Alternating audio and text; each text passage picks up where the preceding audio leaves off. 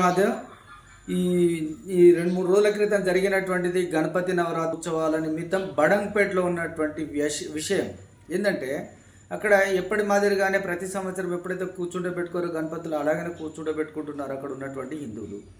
మరి అక్కడ ఈ మధ్య కాలంలో పవన్ జైన్ అనేటువంటి ఒక గవర్నమెంట్ ఎంప్లాయీ అని అంటున్నాడు. ఆయన ఇల్లు కొనుక్కున్నాడంట.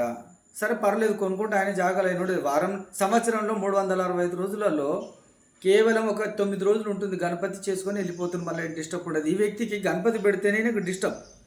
ఆయనకు డిస్టర్బ్ వచ్చి ఆయన ఏమంటున్నాడు, ఇక్కడ మీరు ఒకసారి చూడండి హిందూ బంధువులారా.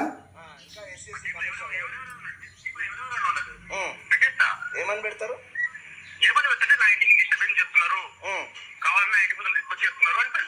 అంటే మీరు వచ్చి కాలనీలో మాట్లాడరు, వద్దని అబ్జెక్షన్ చేయరు.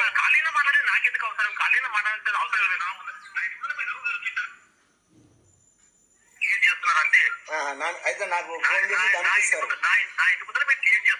అదేనే నాకు గాలి ఫోన్ చేసి ధమకిస్తారు. ఇదేనా?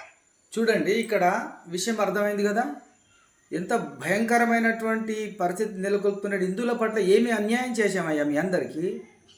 మీ ధర్మాల జోలికి రావట్లేదు కదా మా హిందువులము. మేము హాయిగా ఉంటున్నాం కదా, సంవత్సరం ఏదో కార్యక్రమం చేసుకుంటున్నాం. నువ్వు ఇల్లు కొనుక్కున్నావు ఏమనంటే ఇంకొక విషయం.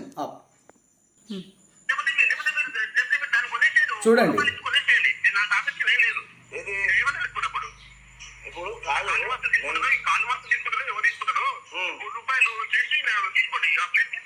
ఇప్పుడు పరమేశ్వర్ మీకు ఐడియా ఉన్నాడా?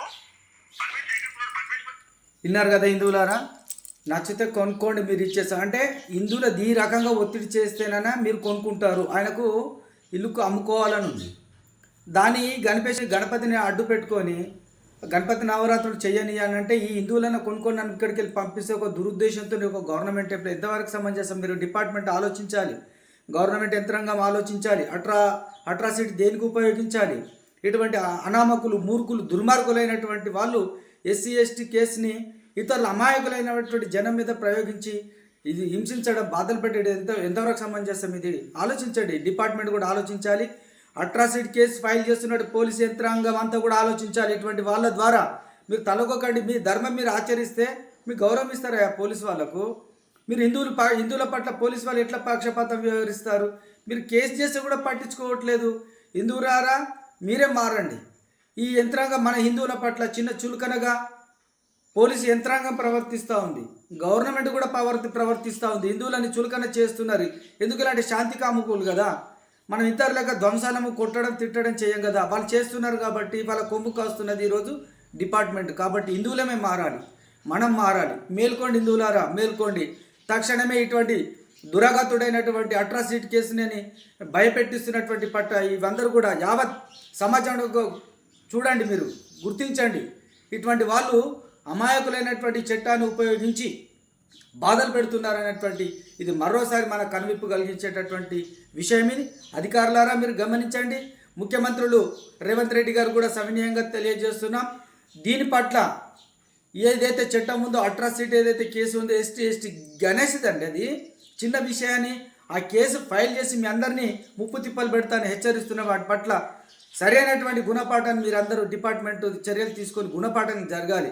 ఇటువంటి పిచ్చి పాటలు ఉంటే దాన్ని సమరస్యంగా మాట్లాడుకోవాలి తప్ప ఇటువంటి కేసులు పెట్టి భయభ్రాంతలకు గురి చేసే విధంగా ఇటువంటి పట్ల అప్రమత్తంగా ఉండి కేసు ఫైల్ చేసి చట్టరీత్యా చర్య తీసుకోవాలని సవినయంగా చేస్తూ మా గణపతి నవరాత్రులకు బేషరతుగా మీరు పర్మిషన్లు ఇచ్చి మా ఉత్సవాలను ప్రోత్సహిస్తూ మీరు కంటికి అందరూ కూడా కాపాడుతూ ఈ దుష్టశక్తుల నుంచి, ఇటువంటి అనామకుల నుంచి రక్షణ కల్పించి మాకు పర్మిషన్లు ఇచ్చి మా ఉత్సవాలను జరిపిన తర్వాత మేమెందుకు చేస్తామండి? మీ జోలికి రారు కదా.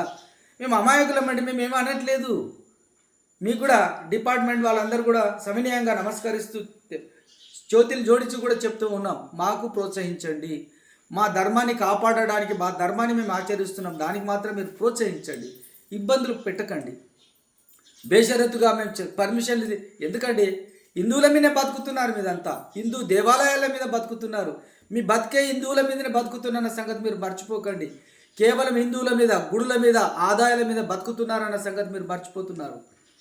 హిందువులు వేసే డబ్బుల ద్వారా మీరు బతుకుతున్నారు. మీ ధర్మం మీరు ఆలోచించండి.